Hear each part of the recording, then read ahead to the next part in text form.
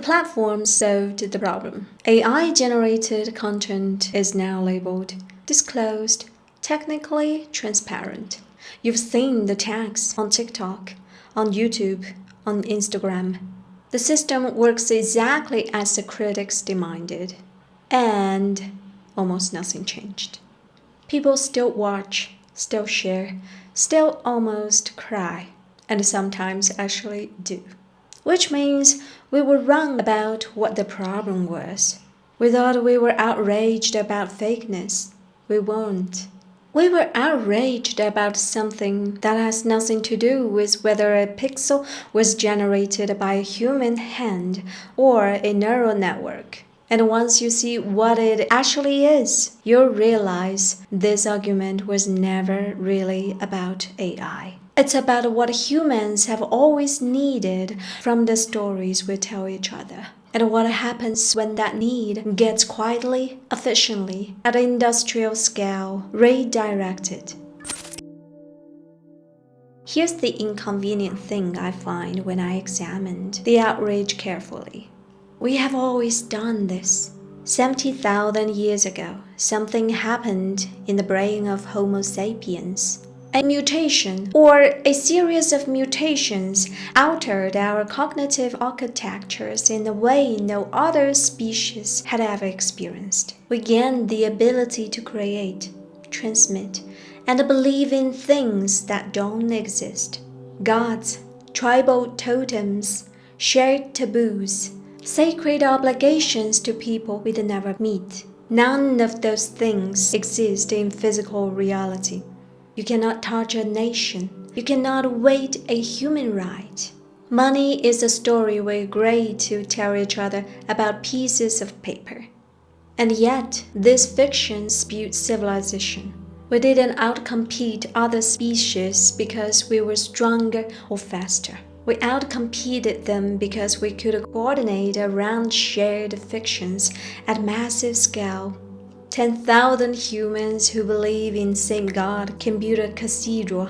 10,000 humans who believe in the same legal system can sustain a city.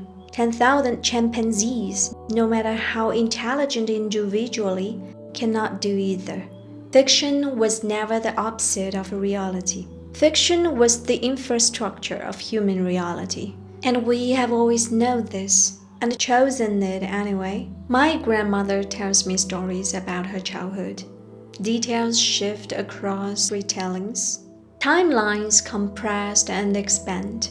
Emotions that probably unfolded over years get concentrated into single vivid scenes. Is it true? Some of it, probably. In the way that memory is always true and always partially constructed simultaneously. Do I care? Not even slightly. My grandmother does this. Yours probably does too.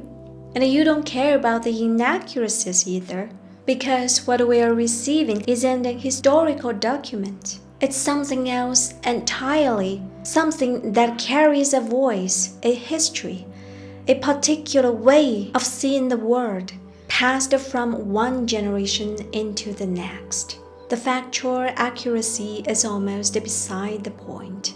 History textbook works the same way. We learn early that the version of events in the book is the closest available approximation shaped by who wrote it, who survived, who had power when the record was made.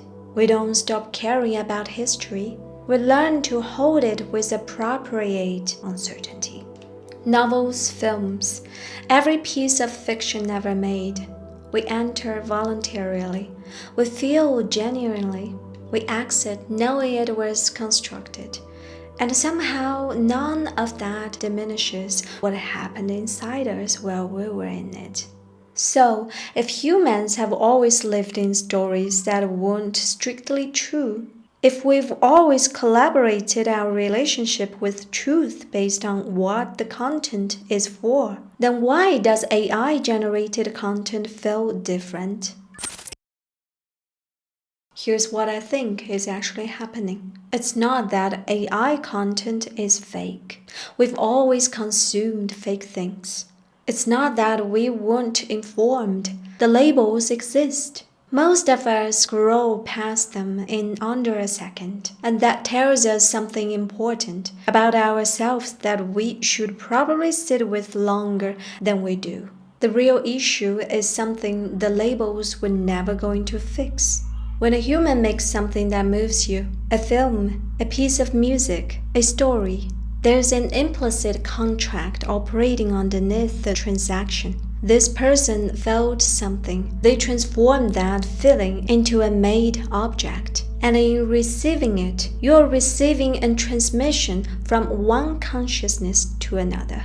The content is the vehicle. The consciousness is the point.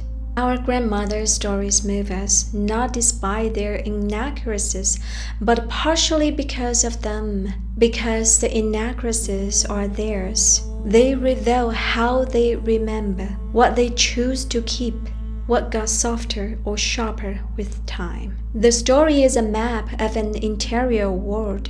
A film moves you because somewhere behind every frame is a collection of humans who cared enough to make this specific thing exist. The director who chose this shot, the actor who found this gesture, the composer who heard this particular silence as music. What we've always been trading when we consume human-made content is not information, it's a proof of consciousness. Evidence that another mind moved through the world and finds something worth transmitting. AI doesn't break this contract by being fake. It breaks it by having no interior world to transmit from. Not because it isn't sophisticated, not because it doesn't produce things of genuine beauty and complexity, but because there's no one home. No accumulation of lived experience behind the output, no 3 a.m. fear, no particular grave that shaped how this specific sadness gets rendered, no grandmother whose imperfect memory makes her stories irreplaceable. The signal is perfect, the sender doesn't exist. Informed consent assumes the problem is that you didn't know, but you do know. The label is right there. You scroll past it in under a second. The problem isn't knowledge. It's that knowing doesn't change what you feel, doesn't restore the sender, doesn't put a consciousness on the other side of the transmission. The label tells you the check is drawn on an empty account. You cash it anyway. Because the alternative, withholding emotional investment from everything that might be synthetic, is a price most of us are unwilling to pay. And that, more than any technological development, is what's actually new. So, here's the real question. Not, is this content real? Not, was I informed? But what is this fiction doing? Because for 70,000 years, human fiction had a job, and it wasn't entertainment. Entertainment was a byproduct. The job was coordination. Shared myth worked because they were shared.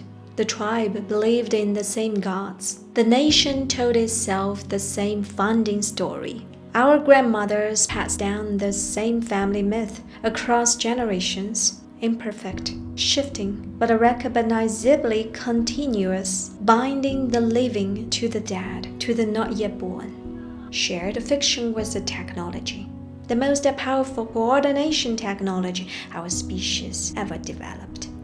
And it worked because the most powerful stories were the ones that could hold the most people together around something they held in common. Now consider what algorithmic content optimization actually does.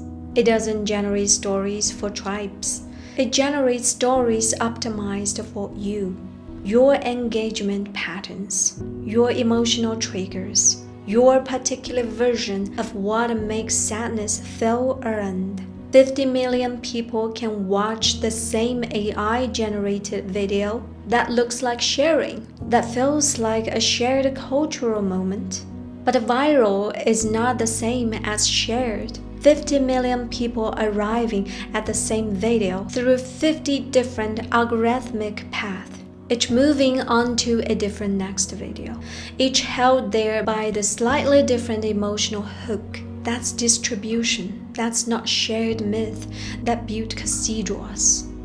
Shared means we hold this in common. We return to it together. It becomes part of the language between us, a reference point, a piece of the interior world we actually share. Our grandmother's stories are shared, not because they are accurate, they are not, but because they are ours. The same story, the same voice, the same particular imperfections, passed between the same people. A video that hit your feed and someone else's feed on the same day, even if it moved you both, it's not that. The content gets more convincing every year and less shared in the way that actually matters every year. The direction of optimization was, how do we create fictions powerful enough to hold us together? That direction has quietly reversed. The question being optimized for now is, how do we create fictions powerful enough to hold you specifically, individually, precisely, for the most seconds? Those are not same optimization problem, and they do not produce same civilization. We are not losing our ability to tell stories. We are not losing capacity to feel. We are not even losing our relationship with truth. The relationship was always more sophisticated, more negotiated, more human than true or false ever captured. What we are losing, slowly, efficiently, one perfectly optimized recommendation at a time, is the shared interior world that fiction was always building between us. The stories that used to bind us to each other are becoming stories that bind us instead more perfectly, more privately to ourselves. What fills the space where shared story used to be? That's what we are going to look at next.